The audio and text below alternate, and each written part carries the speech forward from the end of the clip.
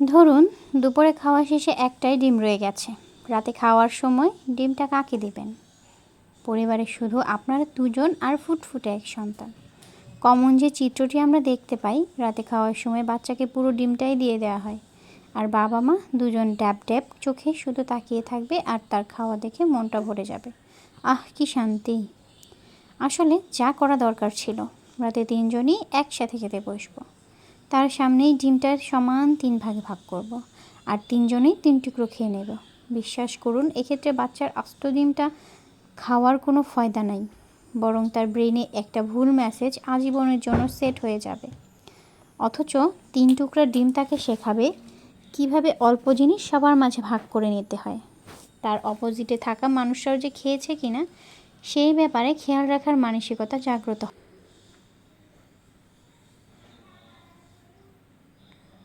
আর এই মেসেজটি সারা জীবন তার ব্রেনে খোদাই থাকবে। এটা একেবারে ছোটোবেলা থেকেই শেখানো উচিত। বাচ্চা তার বয়স অনুযায়ী যতটুকু বোঝার ঠিকই বুঝবে। বাচ্চারা তাদের মতো করে সবই বোঝে। ট্রিক্সটা কাজে লাগায় দেখবেন। তাকে কিছু খেতে দিলে আগে আপনার হাতে দেখবে তার আম্মুর ভাগটা আছে কিনা, আবার বাবার ভাগটাও রেখে দেবে। বর্তমান সময়ে অনেক বাচ্চারা দেখা যায় সব কিছু নিজের করে পেতে চায়। তারে ভাই বোন সে পেল কি পেল না সেদিকে কোনো খেয়ালই নেই। আসলে বাচ্চারা হচ্ছে কাদামাটির তৈরি। তাদের আপনি যেভাবে গড়বেন তারা সেভাবেই গড়ে উঠবে। আর শিক্ষাটা আসে আসলে পরিবার থেকেই। বাচ্চাদের ছোট থেকেই শেখাতে পারলে বড় হয়েও তারা সেই ফর্মুলা মতোই চলে।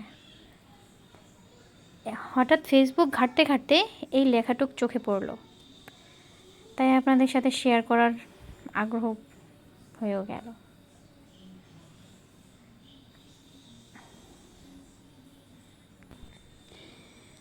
আজ অনেক দিন পর একটা রেসিপি নিয়ে হাজির হলাম, মুরগির মাংসের রেসিপি। তো খুবই সহজ সাদামাটা একটা রেসিপি, যে কেউ ইচ্ছা করলে রান্না করতে পারে। তারপরেও আপনাদের সাথে একটু আড্ডা না দিলে আর কি শান্তি লাগে না, এই আর কি। তো এখানে যা যা লাগবে তাই দিয়ে দিলাম।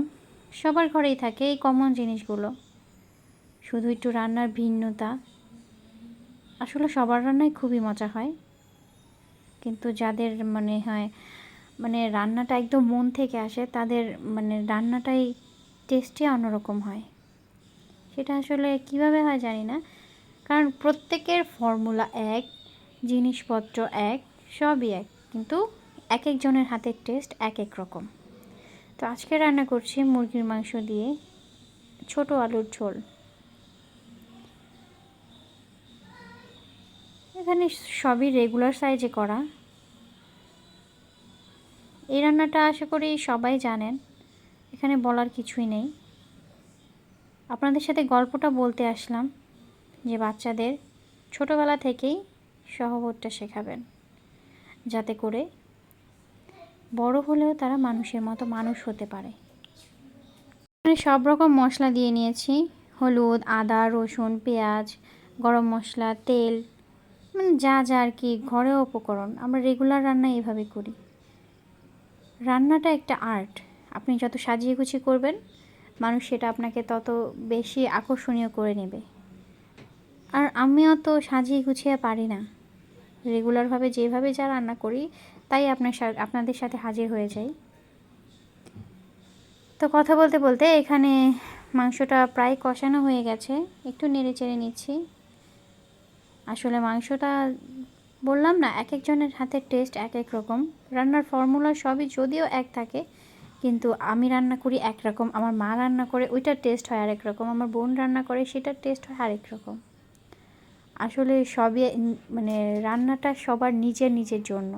আমি যতই বলি না কেন আপনি এইভাবে রান্না করলে এত টেস্ট হবে, এত টেস্ট হবে, আসলে এটা কখনোই বলা যায় না। কারণ হচ্ছে যার যার নিজস্ব একটা টেস্ট থাকে। অনেকে এটা দায়ভার থেকে নেয়, না আমাকে রান্না করতে হবে, এদিকে খাওয়াতে হবে। কিন্তু রান্নাটা দায়ভার হিসেবে না নিয়ে যদি মন থেকে করা হয়, এটা 100% খুবই ভালো হবে। তো কথা বলতে বলতে এখানে আমি আলুগুলো দিয়ে আরেকটু কষিয়ে নেব, কষিয়ে একটু ঝোল দিয়ে দিব। তো খুব ভালো করে কষিয়ে নিচ্ছি, আমি আবার একটু বেশি কষাই মনে হয়। আর কে কীভাবে করেন আমার জানা নেই, তবে আমি মনে হয় একটু বেশি কষিয়ে ফেলি।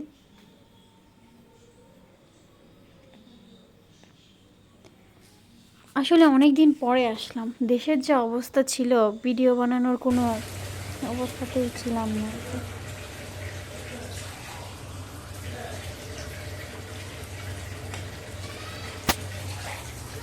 তো কথা বলতে বলতে এখানে ঝোল দিয়ে দিলাম, ঝোলের পানি।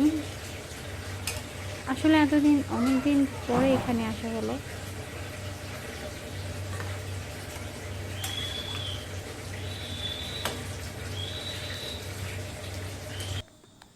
দেশের যে অবস্থা ছিল, কি হয় না হয়, ভিডিও বানানোর কোনো অবস্থাতেই ছিলাম না। তো তারপরে অনেক দিন পর আর কি মনে হলো যে কিছু একটা করা দরকার, যে আপনাদের সাথে অনেক দিন যোগাযোগ হয় না। কথা বলতে বলতে আমার তরকারিটা প্রায় হয়ে গেছে। তো ধন্যবাদ সবাইকে, অনেকক্ষণ আমার বকবকানি শুনলেন। আমার ভিডিওটি যদি এতটুকু ভালো লেগে থাকে অবশ্যই আমার পাশে থাকবেন, একটু সাপোর্ট করবেন। ধন্যবাদ সবাইকে। আসসালামু আলাইকুম। আপনারা সবাই পোলাও মাংস খান। আল্লাহ হাফেজ।